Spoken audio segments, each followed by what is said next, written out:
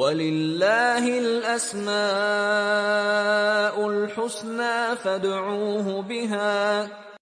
السلام علیکم ورحمۃ اللہ وبرکاتہ، نحمدہ ونصلی علی رسولہ الکریم، اما بعد فاعوذ باللہ من الشیطان الرجیم، بسم اللہ الرحمن الرحیم، رب اشرح لی صدری ویسر لی امری واحلل عقدۃ من لسانی یفقہوا قولی۔ الحمدللہ، آج ہم اللہ سبحانہ و تعالیٰ کے نام البصیر پر بات کریں گے۔ البصیر کا معنی ہے خوب دیکھنے والا۔ اللہ سبحانہ و تعالیٰ غائب اور حاضر تمام جہانوں کی تمام چیزوں کو جانتا ہے، چاہے وہ چھوٹی ہوں یا بڑی ہوں، سامنے ہوں یا چھپی ہوئی ہوں، باریک ہوں یا بڑی ہوں۔ اسی طرح وہ آنکھوں کی خیانت اور سینوں کے مخفی رازوں کو بھی جانتا ہے، دلوں کے اندر اٹھنے والے خیالات تک سے بھی واقف ہے۔ اللہ سبحانہ و تعالیٰ کے نزدیک ظاہر اور غائب برابر ہے۔ وہ سیاہ رنگ کی چوٹیوں کو سیاہ پتھروں پر سیاہ رات میں چلتے ہوئے دیکھ سکتا ہے، اور وہ ہر جانور کے نہ صرف ظاہر بلکہ اس کے اندر، اس کے جسم کی ایک ایک رگ کے اندر کیا کیا چیز چل رہی ہے اور کیا رکی ہوئی ہے، ان سب سے بھی واقف ہے۔ اللہ سبحانہ و تعالیٰ صرف دیکھتا ہی نہیں بلکہ اس چیز کے پیچھے جو مقاصد ہیں، جو اس کے فائدے ہیں یا اس میں چھپے ہوئے جو نقصان ہیں، ان سب چیزوں کو بھی دیکھتا ہے۔ قرآن مجید میں اللہ سبحانہ و تعالیٰ کی اس صفت کا 40 سے زیادہ بار ذکر آیا ہے۔ بہت دفعہ السمیع کے ساتھ ذکر آیا ہے، یعنی السمیع، سمیع البصیر۔ ہمارے لیے اس صفت کو تسلیم کرنا واجب ہے اور اس پر ایمان لانا ضروری ہے۔ اللہ سبحانہ و تعالیٰ کی بصارت کی خوبی اور وسعت کے بارے میں ابن القیم کہتے ہیں، اللہ وہ بصیر ہے جو کالی چونٹی کے چلنے کو دیکھتا ہے، پتھروں کے نیچے بھی، اور وہ دیکھتا ہے کہ اس کے اعضاء میں خوراک کے جاری ہونے کی جگہیں کیا ہیں، اور اس کی سفیدی کی رگوں کو وہ کھلم کھلا دیکھتا ہے۔ وہ اپنی نگاہ کے ساتھ آنکھوں کی خیانت کو بھی دیکھتا ہے اور پلکوں کے الٹ پلٹ ہونے کو بھی دیکھتا ہے۔ وہ مخلوق کے ہر معاملے کو دیکھتا ہے۔ سورہ الملک آیت نمبر 19 میں آتا ہے، اولم یروا الی الطیر فوقہم صافات ویقبضن ما یمسکہن الا الرحمن انہ بکل شیء بصیر۔ اور کیا انہوں نے اپنے اوپر پر پھیلاتے ہوئے اور سمیٹتے ہوئے پرندے نہ دیکھے؟ انہیں رحمان کے سوا کوئی نہیں روکتا، بے شک وہ ہر چیز کو خوب دیکھنے والا ہے۔ تو بے شک وہ ہر چیز کو دیکھ رہا ہے، یعنی زمین پہ رینگتے ہوئے جانوروں کو بھی اور فضا میں اڑتے ہوئے پرندوں کو بھی دیکھ رہا ہے، اور ایک ایک پرندے کا رنگ، اس کی اڑان، اس کی پرواز کی اونچائی، یہ تمام چیزیں اس کی نگاہوں کے سامنے ہیں۔ اور پھر نہ صرف یہ کہ ان پرندوں کو اور جانوروں کو، بلکہ انسانوں کی حرکات کو بھی خوب اچھی طرح دیکھتا ہے۔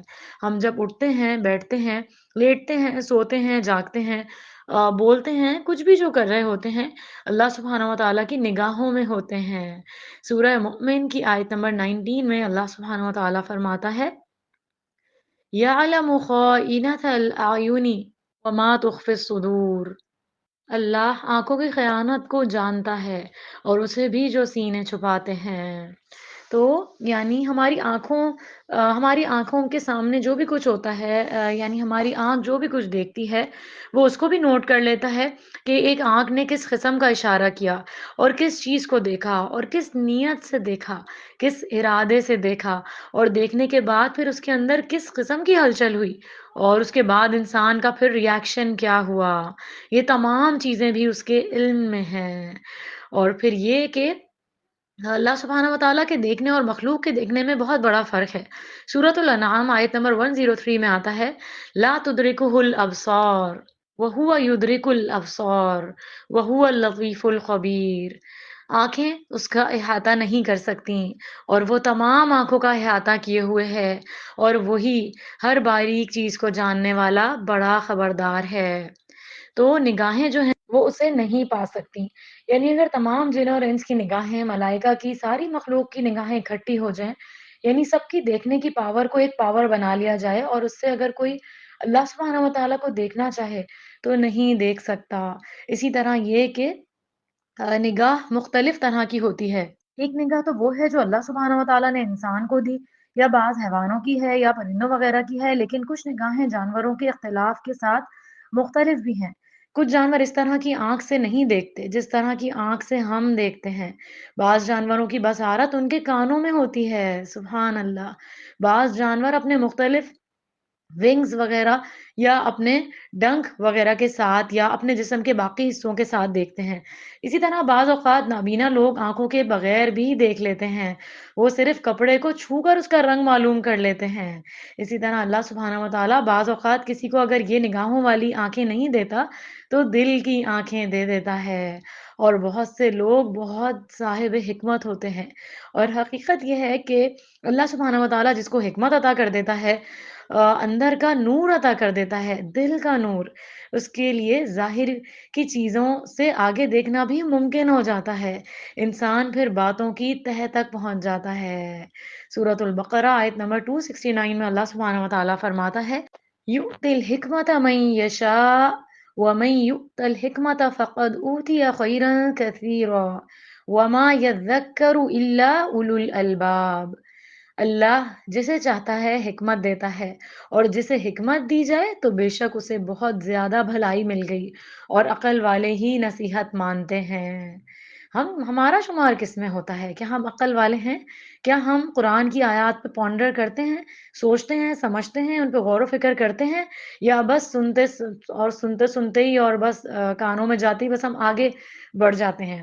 ایک ایک آیت غور طلب ہے، کیونکہ اللہ نے جس کو حکمت دی تو وہ پھر آیات پہ غور و فکر کرتا ہے، اس کو آیات کائنات میں بکھری ہوئی بھی نظر آتی ہیں، اور اللہ سے ہمیں حکمت مانگنی چاہیے کہ اللہ ہمیں دل کی آنکھیں دے دے، بصیرت عطا فرما دے، حکمت عطا فرما دے۔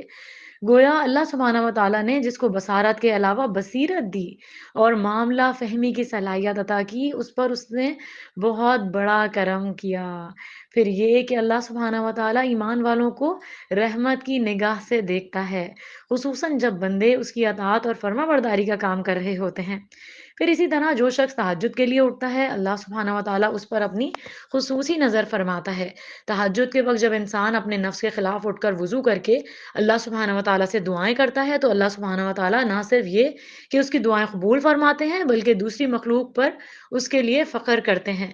پھر اسی طرح جو لوگ نماز کا انتظار کرتے ہیں، اللہ سبحانہ و تعالیٰ ان لوگوں پر بھی اپنی خصوصی نظر رحمت فرماتا ہے، جو مسجد میں بیٹھ کر ایک نماز سے دوسری نماز کا انتظار کرتے ہیں، یا آپ پہلے سے ہی کوئی کام کر رہے ہیں اور آپ کو پتہ ہے کہ نماز کا ٹائم ہونے جا رہا ہے، تو آپ پہلے سے ہی وضو کر کے نماز کی تیاری شروع کر دیں۔ تو اللہ تعالیٰ تو اتنا قدردان ہے، ایک وہ انسان ہے جو اس طرح کر رہے ہے، اور ایک وہ ہے جس کو نماز کی پرواہ ہی نہیں ہے، کیا یہ دونوں برابر ہو سکتے ہیں؟ آگے قرآن میں ہم جب آدھا قرآن ہو جاتا ہے اس کے بعد کی جو صورتیں ہیں اس میں بہت زیادہ یہی کمپیریزنز جو ہیں وہ آئے ہیں، تو بہت زیادہ کمپیریزنز پہ بھی غور کرنا چاہیے کہ جو لوگ نیکی کا کام جس لیول پہ کر رہے ہیں اور جو نہیں کر رہے، تو کیا وہ برابر ہو سکتے ہیں؟ نہیں برابر ہو سکتے۔ اللہ تعالیٰ نے کہا ہے کہ وہ برابر نہیں ہے، تو اس لیے نیکیوں میں دوڑ لگانی ہے۔ اور بعض اوقات ہم کوئی اچھا کام کرتے ہیں، نیکی کا کام کر رہے ہوتے ہیں، لیکن اس کو کوئی نہیں دیکھتا۔ جس بندے کو یہ یقین ہوگا کہ اس وقت میرا رب مجھے دیکھ رہا ہے، تو وہ دکھاوے کے لیے کام نہیں کرے گا، اس کا دل اسی بات سے، اسی احساس سے، خوشی سے بھر جائے گا کہ میرے رب نے دیکھ لیا، میرے اللہ نے جان لیا، میرے اللہ کو پتہ ہے، میرا اللہ مجھے دیکھ رہا ہے۔ جو یہ جانتا ہو کہ اللہ دیکھتا ہے، وہ چھپا چھپا کر نیکیاں کرتا ہے، وہ اپنی نیکیوں کا اشتہار نہیں دیتا، ہر جگہ اپنی نیکیوں کو نہیں بتاتا رہتا۔ جرنلی اس طرح لوگوں کو موٹیویٹ کرنے کے لیے آگاہ کیا جا سکتا ہے کہ فلاں جگہ یہ نیکی کا کام ہو رہا ہے، تو کیوں نہ ہم بھی اس میں پارٹیسپیٹ کریں، اس طرح بتایا جا سکتا ہے، لیکن اپنا ہی نام لے کے کہ میں نے یہ اور یہ کیا، تو یہ جتنا زیادہ نیکیوں کو ہم چھپا کر کریں گے اتنا زیادہ ان کی فضیلت جو ہے وہ بلند ہوتی جائے گی۔ تو وہ انسان جو ہے پھر وہ دکھاوا نہیں کرتا، جس کا اللہ پہ یقین ہوتا ہے کہ میرا رب مجھے دیکھ رہا ہے، وہ اپنے نیک کام لوگوں کو بتانے کا شوقین نہیں ہوتا، وہ تنہائی میں جو عبادت کرتا ہے اپنے رب کے سامنے کرتا ہے، تو گویا اللہ سبحانہ و تعالیٰ ایسے بندوں سے راضی ہوتا ہے، ان پر خوش ہوتا ہے۔ اور آپ نے مشارے راشد جو ہیں شیخ مشارے کی وہ نشید بھی سنی ہوگی، حل کا سر عند اللہ، کہ کیا تمہارا کوئی ایسا صدقہ، کوئی ایسی نیکی ہے جو صرف تمہیں پتا ہو اور تمہارے رب کو پتا ہو، تو وہ ضرور سنیے گا، اس سے بہت زیادہ چھپی ہوئی نیکیاں کرنے میں موٹیویشن ملتی ہے۔ الحمدللہ۔ اور اللہ تعالیٰ جو ہے وہ ایسے لوگوں پر اپنی خاص رحمتیں نازل کرتا ہے، جو خفیہ نیکیاں کرتے ہیں، جو چھپا کر کام کرتے ہیں، دکھاوے کے لیے نہیں کرتے، جو اپنے نفس کی بخیلی سے، اپنے دل کی تنگی سے بچا لیا گیا، ایسے ہی لوگ کامیاب ہونے والے ہیں۔ اور اسی طرح اس میں حضرت عمر نے ہمیں ایک دعا بھی سکھائی ہے، اللہم اجعل عملی کلہ صالحا وجعلہ لوجہک خالصا ولا تجعل لأحد فیہ شیئا۔ تو اس میں اخلاص مانگا جا رہا ہے کہ یا اللہ میری ہر نیکی جو ہے وہ تیرے لیے خالص ہو، اس میں کسی کا حصہ نہ ہو، یعنی میں نے وہ کسی کو دکھانے کے لیے، کسی سے بدلہ چاہنے کے لیے، کسی سے تعریف، کسی سے اکنالجمنٹ چاہنے کے لیے نہ کی ہو۔ تو اس پہ بھی اللہ سے مدد مانگ رہے ہیں۔ تو بہت خوبصورت دعا ہے، تو یہ آپ نے ضرور یاد کرنی ہے انشاءاللہ۔ اور پھر اسی طرح اللہ سبحانہ و تعالیٰ مجالس ذکر پر خاص توجہ فرماتے ہیں، یعنی ایسی مجلسیں جن میں اللہ کا ذکر ہوتا ہے اور ان پر فخر کرتے ہیں۔ حقیقت یہ ہے کہ اللہ سبحانہ و تعالیٰ بندوں کے اعمال کی قدردانی کرنے والا ہے اور چھوٹے سے عمل کو بھی بہت اچھی طرح قبول کرتا ہے، کیونکہ اللہ تعالیٰ کو جو ہے اس کی کوانٹٹی نہیں چاہیے، اللہ تعالیٰ تو ہماری کوالٹی دیکھ رہا ہوتا ہے کہ وہ کس نیت سے وہ عمل کیا گیا ہے اور کس نیت پہ اس عمل کا اختتام ہوا ہے۔ ایسا تو نہیں ہوا کہ کوئی کام اللہ کے لیے شروع کیا گیا لیکن عمل کے آخر میں جو ہے وہ ڈھنڈورا پیٹ دیا گیا اس عمل کا کہ میں نے یہ اور یہ نیکیاں کی ہیں اور فخر جتانا شروع کر دیا، تو وہ اس کا اختتام جو ہے وہ اچھے اس پر نہیں ہوا، کیونکہ آپ صلی اللہ علیہ وسلم نے فرمایا تھا انما الاعمال بالنیات، کہ اعمال کا دار و مدار نیتوں پر ہے، اور ایک جگہ یہ بھی فرمایا تھا کہ انما الاعمال بالخواتیم، کہ اعمال کی قبولیت کا دار و مدار ان کے خاتمے پر بھی ہے۔ تو جو بھی نیکی کا کام شروع کریں تو واچ یور سیلف کہ ہم اس کا خاتمہ کس نیت پر کر رہے ہیں۔ اللہ ہماری اس پہ مدد کرے کہ ہم اللہ کے لیے خالص ہو کر کام کریں۔ اسی طرح عرفات کے دن جو لوگ عرفات کے میدان میں حاضر ہوتے ہیں، اللہ ان لوگوں کو بخش دیتا ہے۔ تو جو بندہ اللہ کے راستے میں نکلتا ہے، چھوٹی سی بھی قربانی کرتا ہے، اللہ سبحانہ و تعالیٰ کی خاص رحمت میں ہوتا ہے وہ۔ حج اور عمرہ انسان کے گناہوں کو مٹا دیتا ہے، اسی لیے کہا گیا ہے کہ پے در پہ حج اور عمرے کرو۔ تو جو کر سکتا ہے وہ ضرور کرے، اور جو نہیں کر سکتے اللہ ان کی دعاؤں کو دیکھ رہے ہیں، ان کی نیتوں کو دیکھ رہے ہیں۔ پھر اسی طرح جو شخص اللہ کے راستے میں بہادری سے لڑے، اللہ تعالیٰ اس کو بھی خوش ہو کر دیکھتا ہے۔ لیکن کچھ لوگ ایسے بد نصیب ہیں جن کی طرف اللہ سبحانہ و تعالیٰ نظر کرم نہیں فرماتا۔ وہ کون لوگ ہیں جن پر اللہ سبحانہ و تعالیٰ نظر کرم نہیں فرماتا؟ وہ ہیں جو عہد توڑتے ہیں، اسی طرح صحیح طور پر نماز نہ پڑھنے والے، پھر اسی طرح اللہ سبحانہ و تعالیٰ اس عورت کی طرف نہیں دیکھتے جو اپنے شوہر کی شکر گزار نہیں ہوتی۔ اللہ ہمارے اوپر رحم کرے۔ پھر اسی طرح بوڑھا زانی اور زانیہ عورت قیامت کے دن اللہ تعالیٰ ان کی طرف دیکھے گا بھی نہیں۔ پھر والدین کا نافرمان، اللہ ساری نافرمانیوں سے ہمیں بچا لے اور ہماری نسلوں کو بھی، تمام مومنین تمام مومنات کو۔ رسول اللہ صلی اللہ علیہ وسلم نے فرمایا، تین آدمی جنت میں داخل نہ ہوں گے اور نہ قیامت کے دن اللہ تعالیٰ ان کی طرف دیکھے گا: والدین کا نافرمان، مردوں کی مشابہت اختیار کرنے والی عورت پر، دیوس جو اپنے گھر میں بے حیائی کو برقرار رکھتا ہے، اسی طرح مفلس متکبر، اللہ تعالیٰ اس کی طرف بھی نہیں دیکھے گا۔ پھر اسی طرح ظلم سے کسی کا مال ہتھیانے والا۔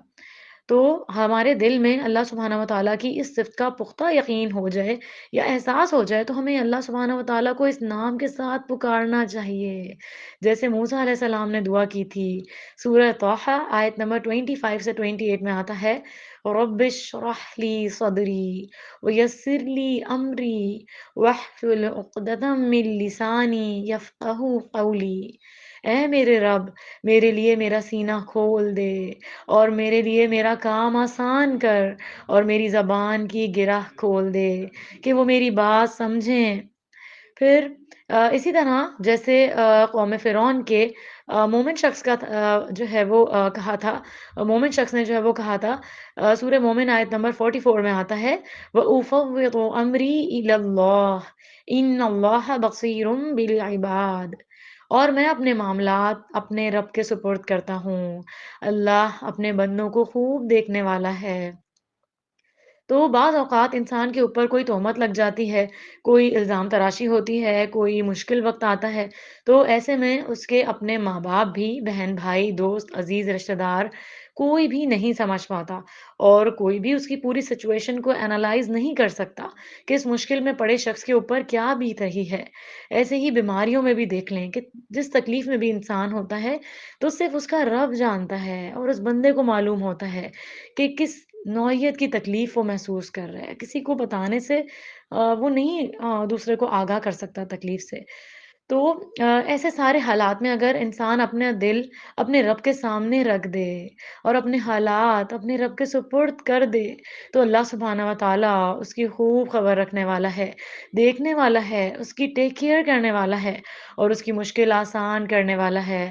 پھر اسی طرح ہمیں کاموں کو احسن درجے پر کرنا چاہیے۔ گویا ہم اللہ سبحانہ و تعالیٰ کو دیکھ رہے ہیں اور اگر یہ نہیں کر سکتے تو یہ سوچیں کہ اللہ تعالیٰ تو ہمیں دیکھتا ہی ہے۔ اللہ سبحانہ و تعالیٰ نے ہمیں جو بصارت کی نعمت دی ہوئی ہے، یہ ایک بہت بڑی نعمت ہے، اس پر شکر ادا کرنا چاہیے۔ ان آنکھوں کی حفاظت کرنی چاہیے، انہیں غلط چیزوں کو دیکھنے سے بچانا چاہیے اور یہ ایک زبردست اسٹیپ ہے اگر آپ کو نمازوں میں خشوع چاہیے تو۔ ہماری بڑی شکایت ہوتی ہے کہ ہماری نمازوں میں خشوع کیسے آئے گا؟ تو غض بصر سے کام لیں، جتنا اپنی نظروں کو بچا سکتے ہیں۔ ٹی وی میں ایڈز اور چیزیں اس طرح کی آتی ہیں، ان میں نامحرموں سے اپنی نظروں کو بچائیں۔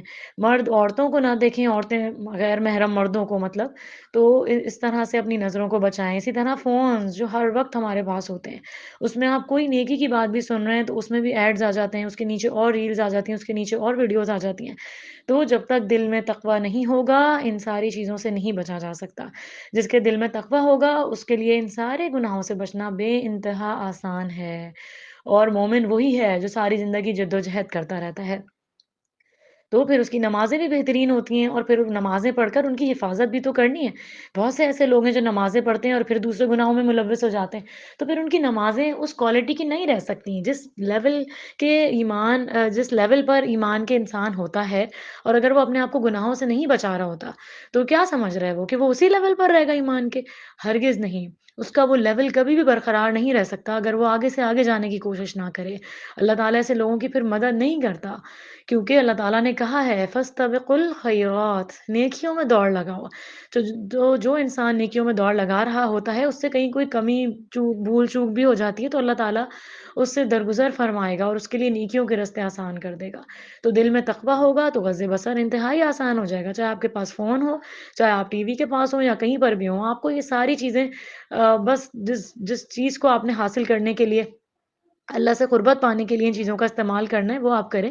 اس کے علاوہ اس کو فالتو اپنے وقت کو ضائع نہ کریں، کیونکہ سورۃ المومنون میں آپ نے پڑھا ہوگا کہ مومنوں کی ایک صفت یہ بھی ہے، وہ عن اللغو معرضون، کہ وہ لغو سے جو ہے وہ اعراض برتتے ہیں، تو ہمیں وہ والا مومن بننا ہے۔ تو اللہ سبحانہ و تعالیٰ نے جو ہمیں بصارت کی نعمت دی ہوئی ہے، اس پر بہت شکر کرنا ہے اور ان آنکھوں کی حفاظت کرنی ہے اور انہیں غلط چیزوں کو دیکھنے سے بچانا ہے۔ جن چیزوں کو اللہ تعالیٰ دیکھنا پسند نہیں کرتا کہ یعنی ہم ان کو دیکھیں، تو ہمیں ان کو نہیں دیکھنا چاہیے۔ اللہ تعالیٰ کے رولز اینڈ ریگولیشنز کو فالو کرنا چاہیے۔ وہ اسی وجہ سے تو ہیں کہ زندگی آسان ہو جائے۔ اللہ تعالیٰ نے قرآن میں اور صحیح حدیث میں رولز اینڈ ریگولیشنز کوئی ہمیں اس لیے تھوڑی دیے ہیں کہ وہ ہم بس آخرت میں جا کے کام آئیں گے۔ وہ آخرت جو ہے وہ دنیا سے ہی تو کما کے وہاں پہنچنا ہے۔ وہ سارے رولز اینڈ ریگولیشنز دنیا میں ہی تو فالو کرنے ہیں، دنیا میں ہی تو جدوجہد جاری رکھنی ہے، کیونکہ پھر آخرت میں تبھی جنت جو ہے وہ مل سکے گی۔ ان سارے رولز اینڈ ریگولیشنز کو فالو کریں گے، اگر ہم ان کو توڑیں گے تو ہم فاسقین میں ہمارا شمار ہوگا اور ان کے لیے الگ ایک سزا ہے۔ تو آنکھوں کا ایک اور کام جو ہے وہ دیکھنے کے علاوہ آنسو بہانا بھی ہوتا ہے۔ اللہ کی یاد میں اور اللہ کے خوف میں آنسو بھی بہانے چاہیے، اس سے بھی گناہ مٹتے ہیں اور اللہ کی قربت حاصل ہوتی ہے۔ تو ان آنسوؤں کو بڑا سنبھال کے رکھیں، یہ بڑی قیمتی چیزیں ہیں اور جب یہ اللہ کی راہ میں بہتے ہیں، اللہ کے لیے بہتے ہیں، اللہ کے لیے جدوجہد کرنے کے لیے بہتے ہیں اور اللہ سے دعائیں کرتے ہوئے بہتے ہیں، تو پھر ان کی وقت اللہ کے نزدیک بہت زیادہ قیمتی ہوتی ہے۔ پھر ان آنکھوں سے اللہ کی کتاب کو پڑھنا چاہیے، اللہ تعالیٰ کی کائنات کو دیکھنا چاہیے، غور و فکر کرنا چاہیے۔ پھر اسی طرح جب انسان دوسرے انسانوں کی اچھی چیزیں دیکھیں تو اس پر برکت کی دعا دینی چاہیے کہ ہماری نظر سے کہیں نظر نہ لگ جائے ان کو۔ یہ بھی ایک مومن کا خاصہ ہوتا ہے کہ وہ اپنی نظر سے بھی بچنے کے لیے دوسروں کے لیے دعا کرتا ہے کہ یا اللہ ان کو میری نظر سے بھی بچا لے، اور یا اللہ مجھے حسد سے بچا لے، مجھے تکبر سے بچا لے، کیونکہ حسد کی بھی نظر ہوتی ہے۔ تو نظر نہیں لگانی چاہیے، کسی کو ایسے آہ بھر کے نہیں دیکھنا چاہیے کہ نظر دوسرے کو جا اثر کرے، کیونکہ نظر جو ہے وہ ایک تیر کا کام کرتی ہے۔ اگر دوسرے کا سیلف ڈیفenس اتنا اسٹرانگ نہیں ہے تو اس کو لگ جائے گا وہ تیر۔ اسی طرح ہمارے اپنے لیے بھی یہی ہے کہ ہم اذکار سے اور ساری مسنون دعاؤں سے، قرآنی دعاؤں سے اپنا سیلف ڈیفenس اتنا زیادہ مضبوط کریں رقیہ سے کہ ہمارے اوپر نظر بد یا کسی بھی طرح کی نظر یا کوئی بھی بری چیز اثر نہ کرے۔ اور کچھ چیزوں کو دیکھ کر ہمیں عبرت پکڑنی چاہیے۔ انسان دوسروں کے برے انجام کو اور دوسری قوموں کی بربادی کے اور برباد شدہ کھنڈرات کو دیکھ کر اللہ سے اس کو دعا کرنی چاہیے، اور اللہ تعالیٰ کے غضب سے محفوظ رہنے کے لیے نیک کام کرنے چاہیے۔ اور پھر صرف بصارت ہی کی نہیں بلکہ بصیرت کی دعا بھی کریں۔ بصارت تو اللہ تعالیٰ ہر نظر رکھنے والے کو دے دیتا ہے، لیکن بصیرت ہر ایک کو عطا نہیں ہوتی۔ بصیرت اور فہم اس کو حاصل ہوتا ہے جو اس کے لیے کوشش کرتا ہے، جو دعائیں مانگتا ہے، اور جس کے پاس حکمت ہوتی ہے کہ اللہ ہمارے دل کی آنکھیں کھول دے اور حقیقت ہمیں سجھا دے اور ہماری آنکھوں میں نور پیدا کر دے۔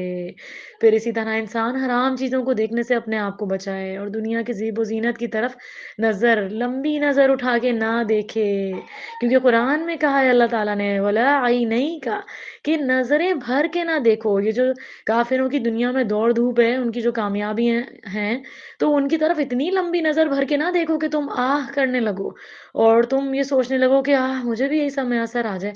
دنیا اور آخرت کی کامیابیاں بے شک مانگنی چاہیے، ربنا آتنا فی الدنیا حسنہ وفی الآخرۃ حسنہ وقنا عذاب النار، لیکن اتنا بھر کے نہیں دیکھنی چاہیے کہ انسان جو ہے وہ حرام کاموں کی طرف چلا جائے۔